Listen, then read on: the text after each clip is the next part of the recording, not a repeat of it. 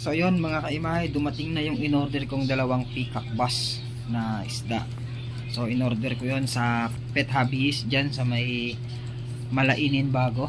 So yun, mabilis lang silang makita. So then dito rin yung aquarium na paglalagyan nila, isi-set up natin mamaya. Lilinisin ko lang yung mga bato at mga lupa na ilalagay ko sa nila. So yun, tara tingnan natin yung aking isda na dumating. So ito yung dalawa na in-order natin na yan o, ang dalakas na peacock bass. Yan. So syempre bumili din ako ng oxygen tsaka mga pagkain nila. Yan. Ito naman no, lilinisin natin yung buhangin na ilalagay ko tsaka yung mga bato. Yan.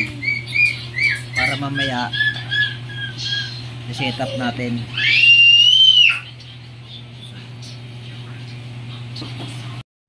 So yun mga kaimahay, sisimulan na natin yung pag-set up ng ating aquarium. So yan.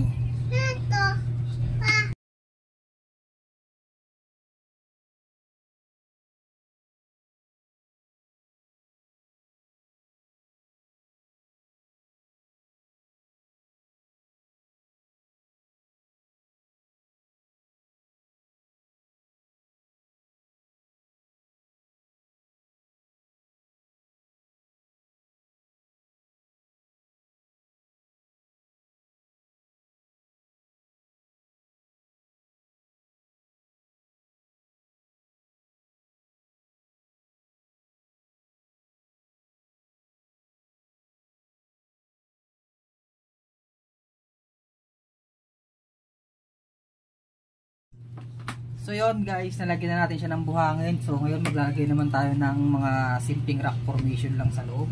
So para magkaroon ng konting design yung kanyang aquarium o kanilang aquarium. No? So yan, lagyan natin.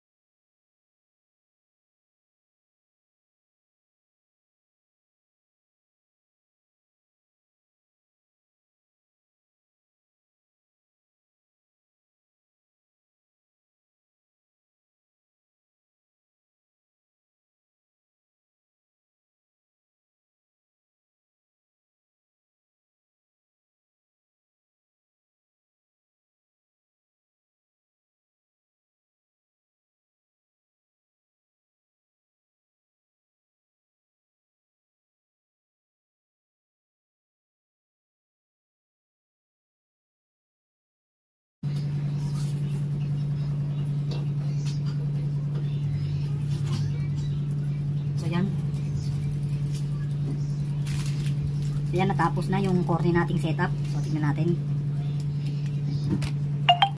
So yan guys, yung corny nating setup.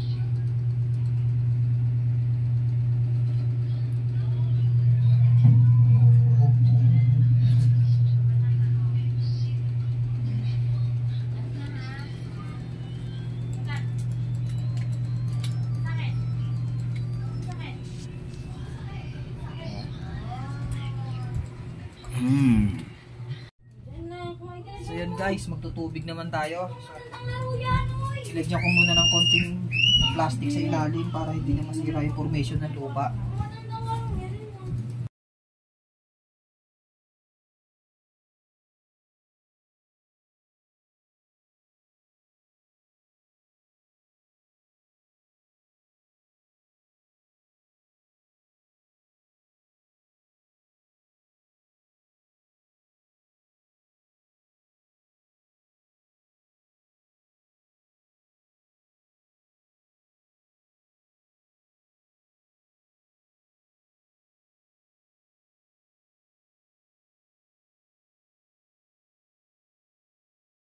A few moments later. 1 minute 37 seconds later. 1 hour later. 2,000 years later. And guys, natapos na yung setup natin, no. So i-filter lang natin siya ng konti, no, para bago natin ilipat yung ating peacock bass, medyo ano na yung na-cycle na yung tubig. So ayan. So ayan na guys, yung ating mini aquarium para sa ating dalawang peacock bass. So ipifilter lang natin sila ng konti, no, bago natin ilalagay. Ayan. So guys, ito yung ano natin, yung peacock bass. Yan.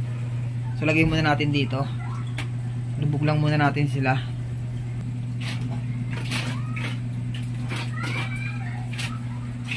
Yan, pinalutang ko muna. Opa, mamaya man lagay. Talaga mo kami. Maya lagay natin sila dyan. Naglagyan ko sa isang isda, oh. Yun, hinahabol nila, oh.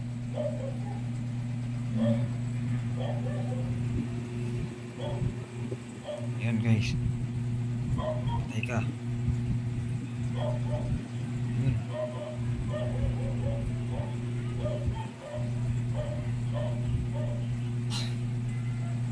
Hinahabol nila.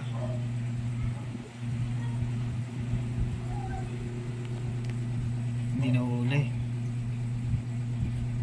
Pero sigurado ko hanapin nila yan. Guys, yung dalawang terror natin, no?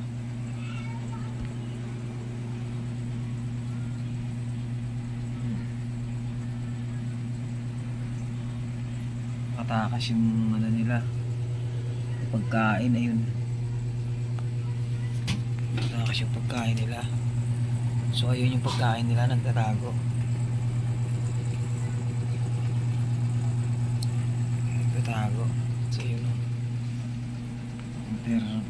terror natin, dalawa nating isda, peacock bass. So yun guys, ayun nga yung ating aquarium ng ating mga peacock bass. So naglagay ako ng ano sa kanila, na isang maliit na goldfish. So tignan natin kung gaano sila ka-agresibo. Yan. Yan yung simpleng setup ng ating mga isda. So tingin ko naman nagustuhan nila yung gawa natin. Ano, sana mapalaki natin yan mga kaimahay. Same. So,